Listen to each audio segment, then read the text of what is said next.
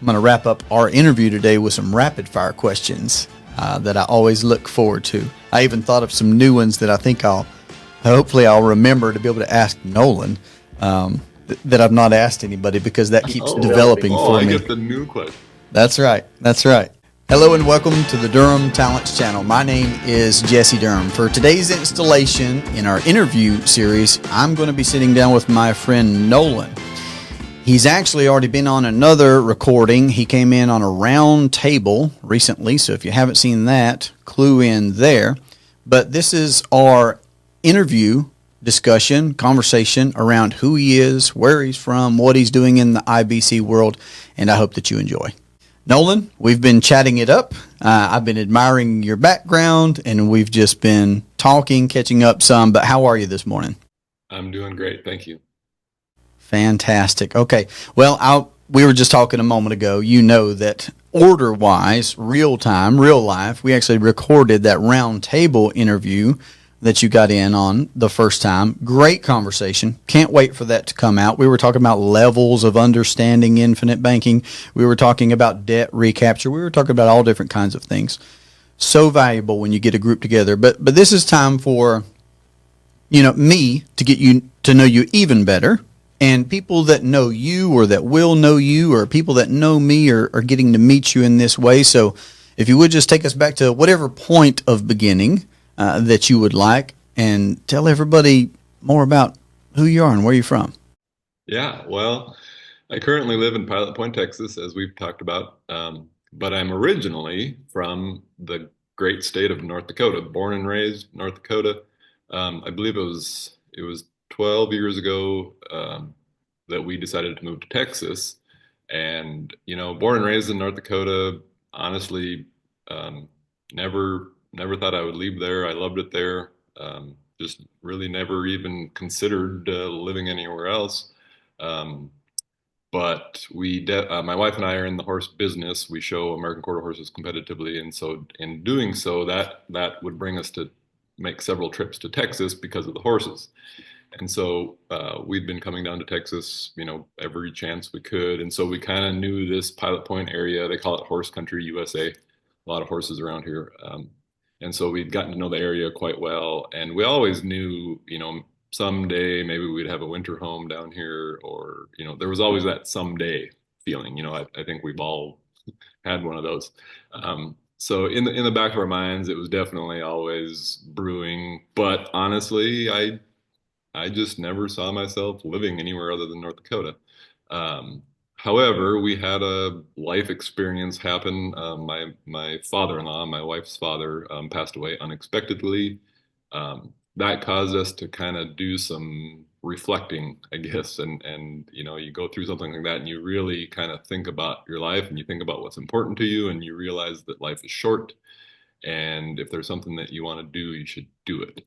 And so as a result of that kind of tipped the scales for us, and we got serious about moving to Texas. And so we did that 12 years ago. Boy, they say time flies when you're having fun.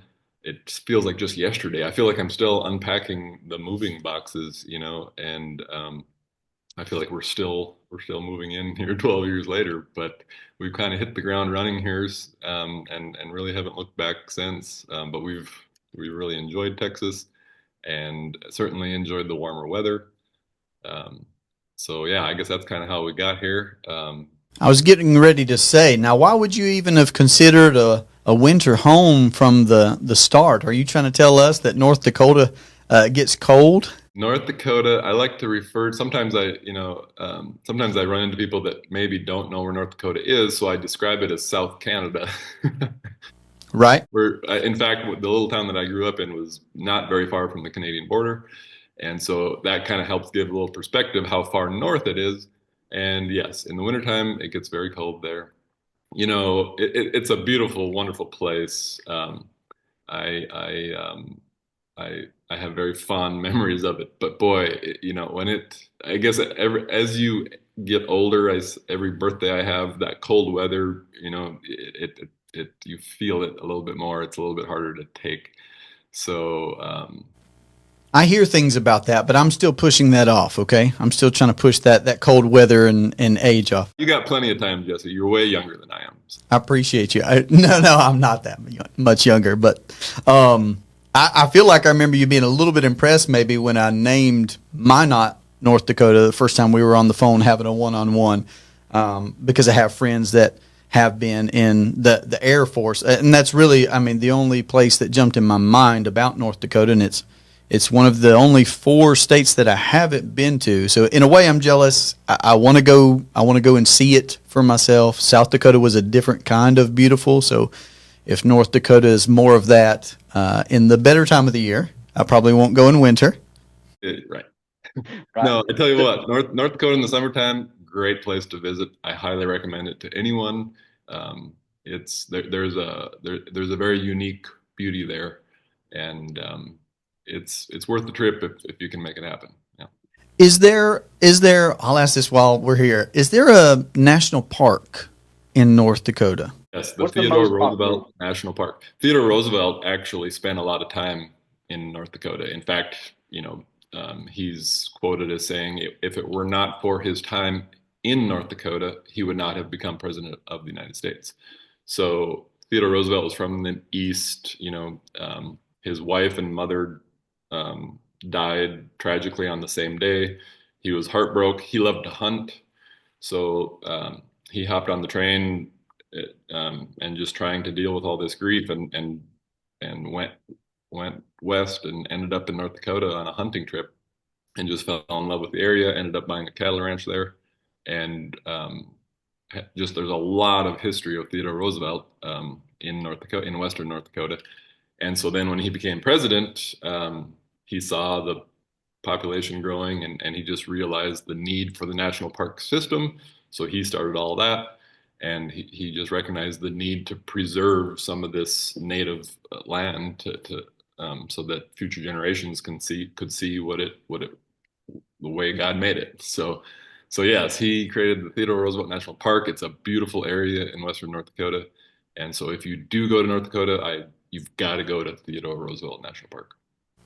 Okay, gotcha. See, that's the kind of stuff that I'm interested in as a traveler because I like a mixture. I'll go see the big cities. I'll ride the hot air balloons or like that kind of stuff. But I like knowing where the best national park is in a new place because that's one of the attractions for me. So, and I didn't know that backstory. So I need to read up on my Teddy Roosevelt. I knew a lot of that, but I didn't know some of that and the connection there. So real neat. Now for you though, it was family land. You were living up there with family. So you moved down to Texas. You're still in the horse business. Pick us up from there. What is it you were doing for work? What did life look like? You moved down to Texas. Then what? So yeah, when we were still in North Dakota, I was in the insurance business. And I worked for an insurance agency that was actually owned by a bank. And prior to my insurance experience, I was in the banking business. When I graduated college, my first job, I went to work for a bank. Ended up changing jobs a few times, but all in the banking business. Worked for several different banks. That's just what I did. The very last bank that I worked for happened to purchase an insurance agency. And I was originally hired at that bank as a ag loan officer. Worked there as a loan officer for several years, and the insurance agent that we had there ended up moving on, and so we were trying to figure out who to put in the insurance office. And I jokingly say that I was walking by one day and I tripped and stumbled into the insurance office and never left. They're like, "Hey, Nolan, you can do this." So I kind of had to learn the insurance business by drinking through a fire hose. I had to learn it very quickly because the bank, the insurance business was just another revenue source for them, and so they just said, "Sell insurance. We don't care what kind, how much, to who. Just sell insurance." So I was selling all lines of insurance and having to learn that industry very quickly. But I enjoyed it. I've always loved to learn, so it was kind of a new learning challenge for me. But that's what got me into the insurance business, I guess you could say. So we're in North Dakota now. I'm working as a full-time insurance agent for the bank insurance agency. And so then, life happens. We decided to move to Texas, but really the only thing that was preventing us or inhibiting us from moving to Texas was my position at the bank. Obviously, full-time position. My wife's she's in sales, but she owns her own business, so she had a lot of flexibility. She can kind of live wherever she wants to. So we were kind of trying to put these puzzle pieces together, and really the only limiting factor was my position at the bank. So I decided to leave that position in order for us to move to Texas, and that was a pretty big decision for me to make. Um, and I wouldn't have made it if it wasn't for, like I say, my wife's father passing away. And they tell you, all the experts, or they tell you when something like that happens in your life, to don't make any major decisions for a year. So we took a year after he passed and just tried not to make any major decisions. So we went through that winter. I'll never forget that winter. It gets, like we talked about, it gets cold in North Dakota in the winter, and we're grieving, right? My wife's an only child. She was very close to her father. I had developed a very great relationship with him. He's the best father-in-law I ever had. And so it was a hard thing, and we were definitely grieving. And now it gets cold in the winter, and that's what just really got us thinking. Maybe we need to do something different here, and so we got to looking at Texas because of the warm weather, because of the horses. And so all that being said, that made the decision for me to leave my position easier, because I just knew inside me it was the right thing to do for my family. So Can I ask you a few things there? Yeah, let me ask you a few things there. So, one is, where did you hear that line of don't make any major decisions for a certain amount of time, for a year? Give yourself a year. Where'd you hear that? Where'd you pick that up at? it was some kind of a grief book. I can't remember exactly. We got to reading a lot about grief. You don't know what grief is until you experience it. No one can explain that to you. There are some pretty good books out there, and you don't realize that you need to learn about grief until you're in it. And there's different levels of grief, and there's actually quite a bit of information out there. It's kind of an interesting study, actually, but I don't remember exactly which book or where exactly that came from, but for some reason that stuck in my head. Okay, I love it. And we kind of it was me and my wife and my mother-in-law. Of course, she's widowed now, and so she was part of the equation too. That's another part of the story. We actually all moved to Texas together, and we bought a house together. It's me, my wife, and my mother-in-law lived together. That was another Hmm. piece of the puzzle. And that was another deciding factor, was we were trying to decide what was the best thing, best situation for her. We were actually getting ready to build on a mother-in-law quarters to our house in North Dakota, because obviously we didn't want her living alone. We were worried about her. She was worried about us, that sort of thing. So we were making plans for that. Then the Texas thing started rolling around, and so we decided to not build the mother-in-law suite, just go ahead and sell that property and buy something in Texas. So anyway, the yeah, don't make any major decisions when you're grieving for a year. That For some reason that stuck in my mind, and I consider that very good advice to this day. Yeah, it seems to stand to reason for sure. And I've heard it from Dave Ramsey. I like to give him credit when I can. He's always fielding calls from folks, and if they're dealing with a similar type of issue, some passing in the family, which is very relevant for how we help people in the world now with infinite banking. There's always that at the end of the day: the legacy, the protection, the coverage, the care, the time that's bought with guaranteed cash flow coming to families, giving some time to process. So would you have said that you and your wife were readers, and then it was just easy for y'all to pick up a book on that subject, or was that actually something that compelled you to pick up a book, I wonder? I've always been a reader, and I'm the reader for the family, really. My wife, reading is definitely not her favorite thing to do. Um, and my mother-in-law, she'll read, but I mean, but they weren't like, they're not like, oh, let's read a book, you know. So it was because of the grief, because of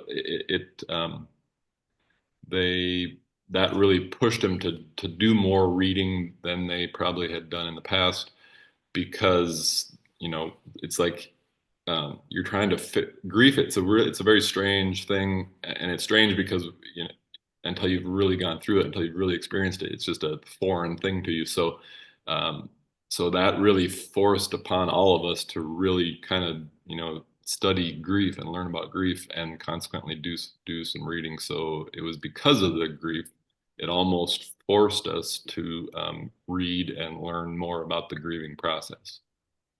Interesting. Okay. Well, I feel like you're turning me on to another subject that I should read on, just like Teddy. So we're adding to my book list. I'm a reader. I love to read.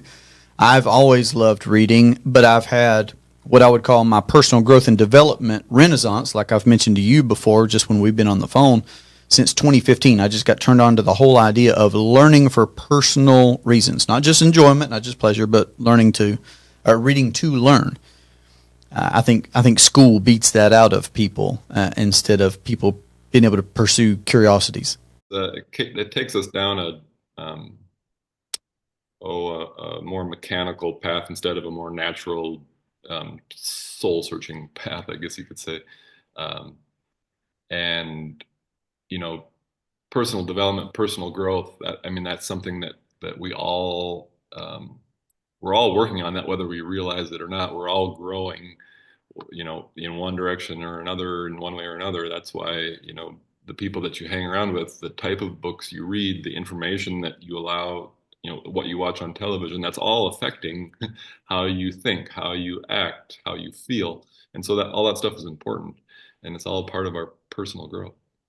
Yeah. No, I agree. Yeah, we're all growing in some direction. And I feel like maybe it's Jim Rohn that says, hey, you shouldn't be asking, what do I get paid here? Or those types of questions when talking about like a work context. But I feel like he says what you should be asking is, who am I becoming here? I feel like that's Jim Rohn. All right, neat. Thanks for answering that question for me. Big fan? Oh, yes. Yep. Likewise. Likewise. So tell me this. I'm curious about that starting point of you were working in a bank first before the insurance part. So take me back to that point if you can. Actually, what was going on in your mind? What was happening in life when you actually got a job at a bank? I'm always curious about people's direction. Yeah, you know what? It's interesting when you ask me these questions, and it jogs my memory, and I'm like, oh yeah, that's actually a good story. Um, so I go to college. My parents, that was a requirement. You had to go on to college. You had to at least give it the old college try. Um, and so, graduate high school, go to college. You get to college, and they're like, you gotta, what do you want to go to college for? And I'm like, gosh, I don't really know. Um, so I was kind of racking my brain. Ended up enrolling in what they call the pre-vet program. So my initial college plans were to go on to veterinary school, because I definitely grew up on cattle ranch. Always had horses, interested in animals, like we talked earlier, love nature. So I didn't really know why, but I just thought, well, I don't know what else to do, so that sounds like fun. So that was the plan. So I'm in the pre-vet program. It's not a major, it's just a program. It's just preparing you to apply for vet school. So it's a 3-year program. I go through the 3 years, take all the classes, apply for veterinary school.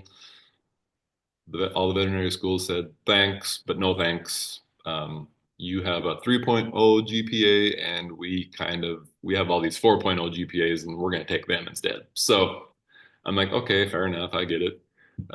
It was very easy for me to get B's, and I guess wasn't willing to step up there and get those A's, and apparently a bunch of other people were, so they got the vet school seats. Vet school is actually very difficult to get into. It's more difficult than medical school. There's very limited seats available in the vet schools. So that's a whole other story. But anyway, so here I am. I don't get accepted to vet school. I don't have a major declared because I don't. It's like that was the plan, and I didn't really have a plan B. So I went back for my fourth year, and they said, "Well, Nolan, it's you have to declare a major in order to graduate." And so I'm like, "Okay, gosh." I get to looking at the classes I had taken, and a biology major just lined up with the classes I had taken in my pre-vet program. So I come out of college with a degree in biology, only because that's just how it worked out, not because I had this dream of being a biology major, but that's beside the point. But anyway, I graduated college, and then of course it's like, well, you need to get a job, and I'm still a little bit unsure, what I want to do with my life. And so I remember I went back home and just spent a little time living with my parents and taking a little break from school. Kind of felt good, and I opened up the local paper one day, and I was like, I gotta get, you know, make some income. I gotta find a job, and so I just started reading the paper, and the local bank in town, the community bank in my hometown, happened to have an ad in there that they were hiring, and I thought, huh, that's interesting. I should apply for that job, and so I did, and I remember as a little kid, growing up on the ranch, we definitely did a lot of business with the bank, and I was always kind of fascinated with, it was this big, pretty big brick building, and the guys in there all wore these nice suits and ties, and I was always a little bit fascinated with the whole banking business, and so that job description just caught my eye, and so I put together my resume and submitted it and got the interview, and they hired me. The job position was management trainee, and I thought, oh man, that sounds so cool, management trainee at the bank, And in my town, in my the way I grew up, the bank was that was a big deal. Everybody had really respected the bank and the people that worked there. That was just the pillar of the community, And so I was really proud of myself when I got that job at the bank. I thought, man, I can't I pinch me. I can't believe this is happening, So that's how I got started in the banking business, was just here, I come out of college and needed a job, and apparently, here I come with a biology degree.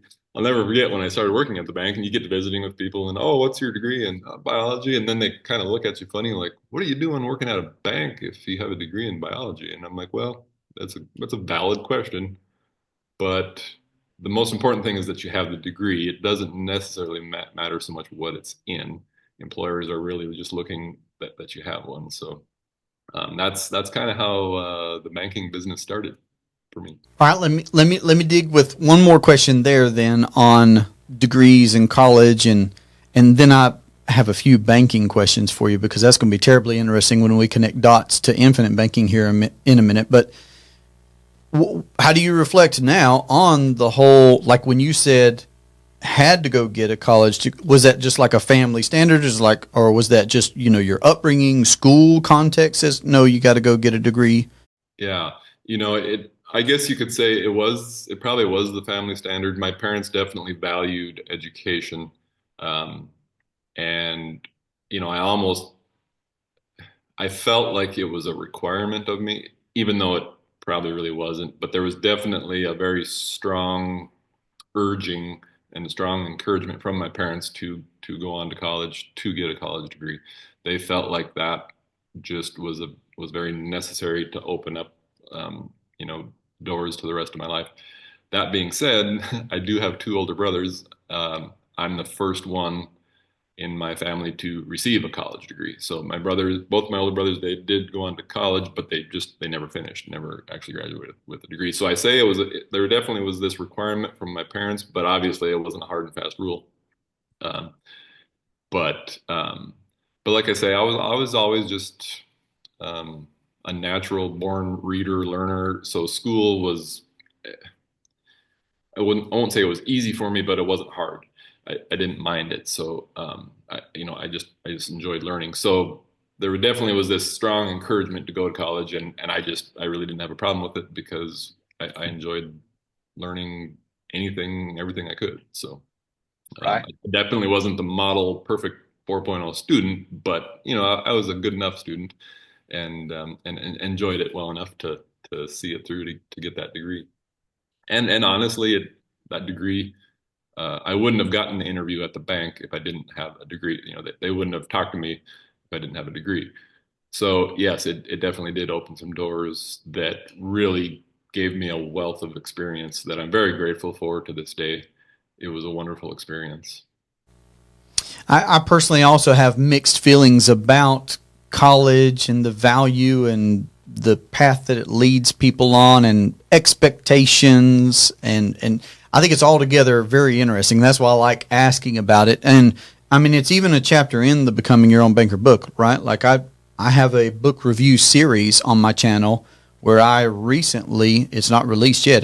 By the time this conversation is released, it will be, where I cover that chapter where Nelson's talking about college, and he's talking a lot about the philosophical side of it in the beginning, right?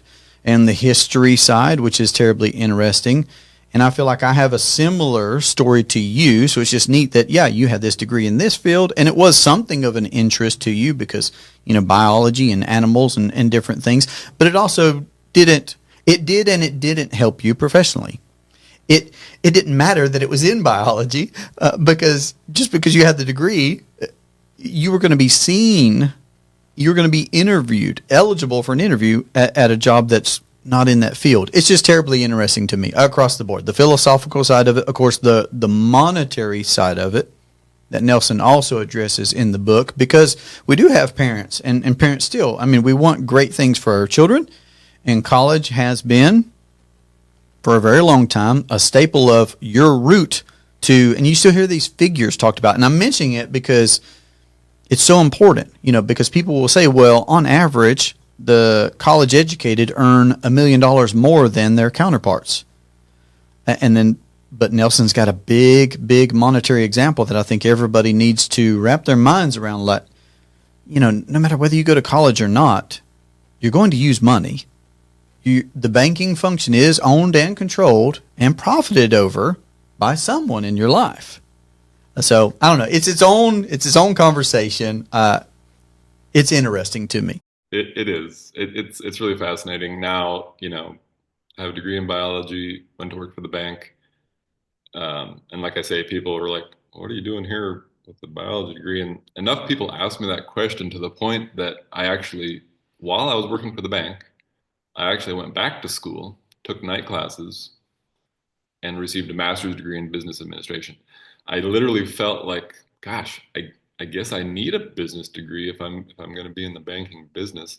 Um, and there again, just I had enough of a desire or a curiosity to learn that I was like, you know what, I do want to take some business classes and learn the language of business, especially now that I'm been around this bank long enough. So I I actually went back. Uh, the second university I went to came out with this. They called it a distance education program. It was specifically designed for people working full time to give them a chance to continue their education by going to class at night. So I'd work all day, go to class at night. It was wonderful. Ended up coming out with the MBA, and you know, spent a lot of money on that degree too. And um, you know, I learned a lot, but it's interesting that you point out Nelson's becoming your own banker.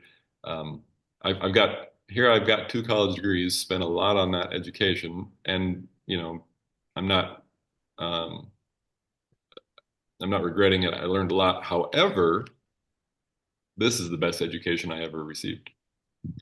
So my education hasn't stopped, and I don't think it should. And I think Nelson speaks to that throughout the book. That you know, we talked about personal growth earlier. We're constantly growing. We're constantly learning. You're constantly learning something. Maybe it's good or bad or whatever, but you know, human beings, we're in constant learning mode. You know, and I do find it interesting. All those college textbooks that I read, that I bought and paid for, all that time that I spent. But then along comes this book, and wow, uh, I've learned a lot. I love it. Yeah, the fifth principle of rethink your thinking kind of necessitates more growth, right? And like I'm always impressed when I go to, like I've mentioned my book review series, I'm close to finishing it because the college chapter's pretty close to the end, and then I think there's just one more. Um, there is recommended reading, suggested reading at the end of the book, and I've not read all of those. I mean, my goodness, some of them are literally 1,000 pages long, like Ayn Rand's. I have read that one. So he was obviously an avid reader and a learner and a practitioner of that idea of rethinking your thinking and continuing to grow. So I love that. All right, let me ask another question because you mentioned something along the way that inspired me to wonder what was it like on the home front with you and your wife, where my goodness, you had a 4 year degree, you get the job at the bank, you go back to school, pay a lot more money on that, but you're successful. You check that box, get the MBA, and a bank with its, no, I'm not going to go there completely yet. Its prestige and everything that fascinated you or anybody in a small town or a big city, either one probably. But then there's this transition of a bank's probably a much more 9 to 5 type job. I'm curious about what was it like at the home front with, I don't know, and I don't know how much overlap there was in all these things of taking, evening classes and making the transition into insurance. And insurance, is commission based typically. And, so anything there that you'd fill in for us? Yeah. So when I got my first job at the bank, I was single. Um, uh, and when I got my MBA, I was still single. Uh, I was I had met my future wife at that. We were dating at the time, but we lived a couple hours apart. I was working at the bank, going to school, trying to find time to get together with her. It was when I think back on that, I guess I was young and full of energy, and but I had a lot on my plate then. I don't know what I was when I think back on that. I'm like, boy, I don't know what I was thinking. I had a lot going on. Um, but I guess I think that's maybe why I did it because I was single and just had all this energy. I'm glad I did it now, because that was the time to do it. Um, so um, finished my MBA, and then I'm trying to think how long it was after that. It was shortly after finishing my MBA. Then my wife and I ended up getting married, and so I thought I had a lot on my plate with obtaining my MBA, but then getting married that changes your life to a whole nother level, and there's a lot to learn there as well, too. And that's partly why I'm asking that because I'm curious about you've mentioned that, and she might not always have been, but she's in sales, and then that's very different perhaps than this clock in 9 to 5 at a bank, right? So that's a big dynamic difference.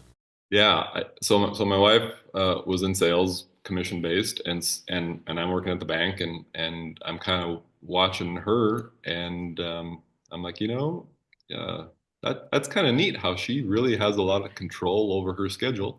We were into the horses at the time, and so we were going to horse shows, and that takes time, and so it was very beneficial to her to have that flexible schedule to be able to schedule the horse shows and schedule her life the way that it needed to be. And there again, sometimes what would after we got married, sometimes what would kind of alter our horse show schedule would be, yeah, my job. I had to be in that office from at a minimum of 9 to 5, oftentimes longer than that, of course, Monday through Friday, and sometimes on Saturday, and so yeah, it was definitely you know uh, a challenge at times. But here, so I'm kind of watching, and I'm learning this commission based you know sales business from her, and I'm definitely seeing the advantages to it. So that's why I say when I walked by the insurance office and I stumbled into it, I think that was part of it. I definitely was interested in commission sales because I wanted that flexibility. That definitely was attractive to me. So, most people that worked at the bank, you get so used to that routine and used to that steady paycheck, and so the thought of going to commission sales scares most people. But I'm newly married, but no children, so it was probably easier for me to transition into that than maybe anybody else that worked at that bank. So that it's interesting how that all worked out. But if it wouldn't have been for my wife and learning from her, I probably would have never considered commission sales because it definitely would have scared me. I definitely am kind of a safety security person. I kind of like to know that everything's kind of planned out to a certain extent. So I was very happy with the structure and the salary that I had. And so to transition over to commission sales, if I wasn't able to see it in action through my wife, I probably would have never done it. Um, However, it was a great way to transition into it, and then once you get comfortable with it, it's it's um, it's pretty easy to plan. Once you kind of learn how it works. So. They are different worlds, though. They're such different worlds. Okay, well, I'll say this that I think about just from what I wrote down with you talking about the bank, and then we'll move into this insurance stage that you stumbled into. It's interesting that prestige is the word that I wrote down earlier. That you didn't say that, but that's what it put in my mind of the awestruckness, the prestige of, oh, that's the bank, right? And then thinking about why a bank would want to buy an insurance company. Now, you and I probably know some real, well, and we know why, because they told you, listen, we don't care what you're going to sell, but get in there and sell, get some cash flow going, get this business moving, sell insurance, right? So insurance is good business, profitable business. People want it. There's demand, right? So yeah, it's interesting. Banks' interactions with life insurance and or life insurance companies is so interesting, and there's so many levels. Whether we're talking about BOLI, bank owned life insurance, right? So the banks owning assets via these contracts, and then what Nelson even graphs out for us, where banks and other financiers are getting blocks of money from insurance companies. Then there's that level of interaction, and then here's this bank who is buying an insurance company because they want policies sold, and they don't care what kind, but it's just very interesting looking behind that curtain, right? Do you have any thoughts there? I'm just sharing what crossed my mind as you were talking. At the time, I didn't think too much of it, other than you don't see there aren't many banks that actually get into the insurance business. There's a lot of regulatory issues there, a lot of regulatory hurdles to jump through. So a lot of banks just don't want the hassle. So I find it interesting that this bank did, but like you said, they very much did it for they wanted to diversify their revenue stream. They saw it as another revenue stream that was the a bank is in business to make money. That is what they do, and I think that's where the prestige comes. We're all kind of so fascinated because we all know that we need money to live, to survive, and here the bank is. They're kind of this. They look like this. That's where the money is. Um, so it's almost like we don't think about it any further than that. We just think, oh, the bank is where you go to get money. It's where you go to store your money. That's just where the money goes, and we don't really think any further than that. But as you and I know, in our study of IBC, we learn that, oh, actually, most of the money actually comes from the insurance company first. That's the originator of it, or actually, the money first comes from the capitalists who make it, and it often goes to the insurance companies first, and then the bank gets it. But here I am working at the bank and did not have a clue that that's how it worked. And there's a lot of people that work at banks that don't actually know how banks work. I do find that interesting too, and that maybe is a topic for a whole nother conversation because we can go way down a rabbit hole there. But I do reflect back on my experience, and I find it very interesting that okay, I started out in the banking business, but then got into the insurance business. So I've got this banking and insurance experience, and then I stumble onto this book, and I read this book for the first time, and it the dots lined up very quickly because every single word in that book made a lot of sense to me based on my experience. Also, I've talked a lot about how I like to learn, and I didn't mind going back to college and getting a master's degree because I just enjoyed the learning process so much. I just anything I could learn, anytime I felt like I learned something, I kind of enjoyed it. Um, and so reading Becoming Your Own Banker after kind of really seeing and feeling how a bank and an insurance agency work and can work together and kind of have this symbiotic relationship, and then reading about the infinite banking concept, oh my gosh, my mind was really just blown. I was really surprised that I had not heard about this earlier. Hmm. I'll tell you what. I am going to take the opportunity to try and poke a hole in that prestige of that prestige of the banks. And here it is. Just because somebody can run a weed eater doesn't mean that they understand the landscaping business. Okay? Just because somebody can put together one part of the widget in a factory doesn't mean that they understand the business that that factory is in. Does that make sense? I'm just trying to give some examples as it's crossing my mind. I hope that makes sense. So yeah, just so the people that work at banks, they're beautiful people. They're people. So they're wonderful, beautiful people. But if I can poke a hole just to let some light in behind this prestige of banks, it would be this. Because we do just look at beautiful building, beautiful grounds. It's this entity. It's this great unknown. But people own banks. People do. Banks are businesses. So it's not this wizard, behind the curtain. It's just not. It's just not. They're in a business. Now, the big difference between banks and insurance companies, like you said, so people that are going out and providing goods and services earn.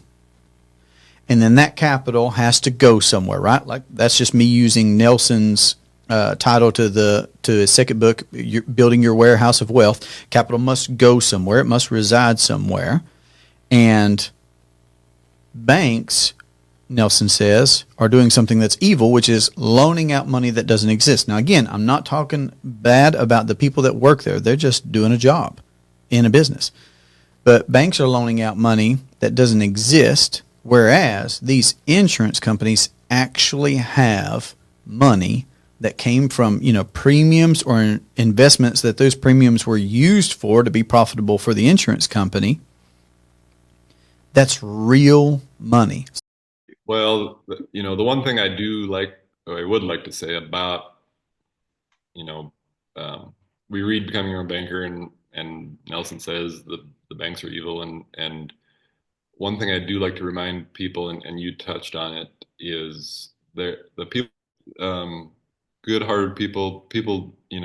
I went to work at the bank because I wanted to help people. We talked about this earlier. I've always just innately had this desire. All I really wanted to do in my life is help people. I've just been searching, trying to find a job, a profession where I can just help people. And so I really did go to work at the bank with that in mind. And there's lots of good people that work at the bank, but it's the business of banking where the evil comes in. It's the greed, the greed for money, the greed for more money. It's never enough. That's where the real problem comes in. So it's not, I like to just point out that it's not your local hometown bank, where where everybody that works there that's evil. It's the bigger business as a whole, the way it's designed. And like I say, most people that work at banks, myself included, um, even people higher up than me that worked at banks, don't actually fully understand how the business of banking works, because we not because they can't understand it, or it's just we've kind of accepted it for what it is, and we haven't really thought about it any further than that. Like I say, we think the bank, that's where you go to get money when you need it, and that's where you take money when you have it. And we've just never thought about it any further than that. And honestly, I think Nelson was the first one that really, all he didn't invent anything or create anything new. He just thought about it a little bit further through than anybody else had at the time. And that's how this whole infinite banking concept came about. But anyway, I do like to point that out every chance I get, because there are wonderful, great people that work at banks. There are wonderful banks out there, and we're not, this whole IBC thing. We're not talking. We still need a checking and maybe a savings account. We still need the convenience of a checking account at a bank. So we're not complete. We're creating our own bank, but we're not doing away with the current banking system by any means. So let's talk about that. I don't mind poking a hole in what could be seen as mysticism around the IBC either. So here's what I mean by that. What a bank is a food bank, a river bank, a snow bank. It's really as simple as that. Now, I understand that when somebody's turned on to infinite banking, it could just about look magical, because there's this burst of a new level of understanding, right, about this banking function that is fantastic. It is stupendous, right? Not magical, though.